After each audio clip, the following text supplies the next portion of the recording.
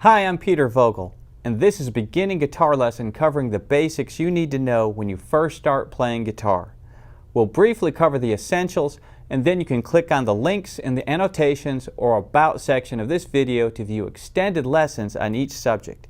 You can also visit freeguitarvideos.com or subscribe to our channel and learn about a wide variety of guitar techniques and tips.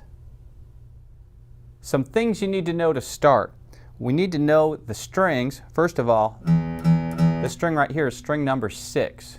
It's the lowest string.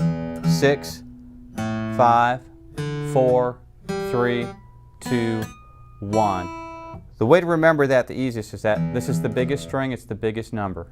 So 6, 5, 4, 3, 2, 1. They also have letter names: E, A, D, G, B, and E. E, A, D, G, B, E. If we go backwards, you can remember it by every boy gets dinner after 8. Now, to start tuning your guitar, one of the things you'll need to know is how these tuning pegs work, or tuners work. As I turn this way, the pitch goes higher. As I bring it back down, the pitch goes lower. When you're doing this, you really want to listen to the pitch while you're turning.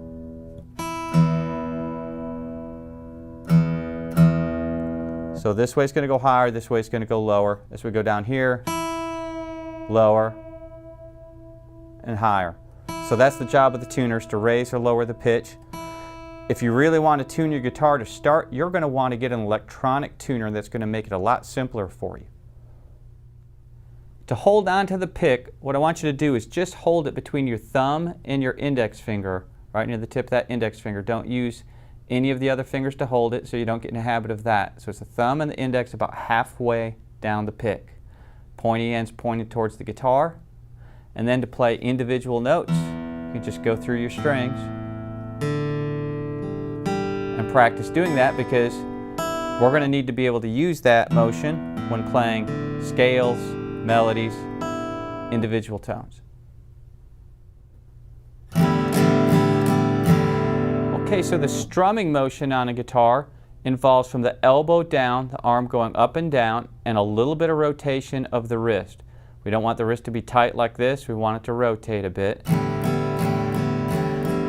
We want to keep the strum short, so it's from the artwork to the artwork around your sound hole.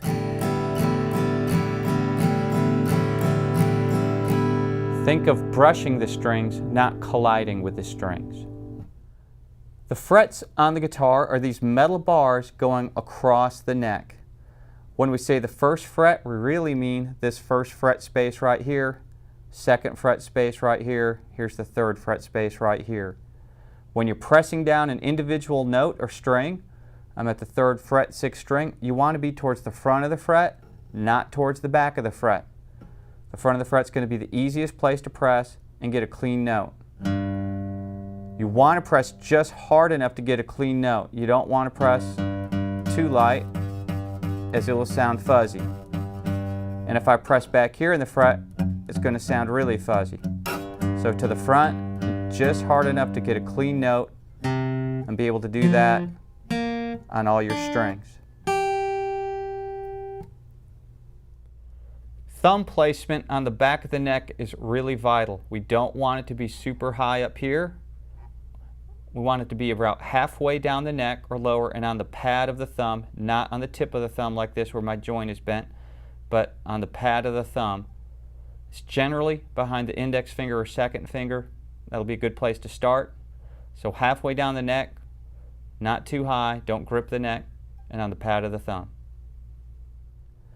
When reading the tablature staff, the lowest line of the staff represents the 6th string on the guitar. The next line represents the 5th string, 4th string, 3rd string, 2nd string, and the 1st string is the highest line of the tablature staff. The numbers on those lines of the staff represent frets on the guitar. So the first 0 you're seeing is the open 6th string. The 3 on the 6th string is the 3rd fret 6th string.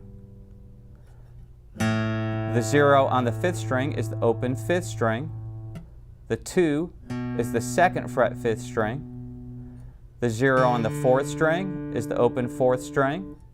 The 2 is the 2nd fret 4th string. The 0 on the 3rd string is the open 3rd string. Then the 2 is the 2nd fret. I think you see how this is going now. The 0 on the 2nd string is the open 2nd string. Then the 3 is the 3rd fret 2nd string. The 0 on the 1st string or 1st line of the tablature staff is the open 1st string, and then the 3rd fret 1st string. So what we have when we read all this is the E minor pentatonic scale.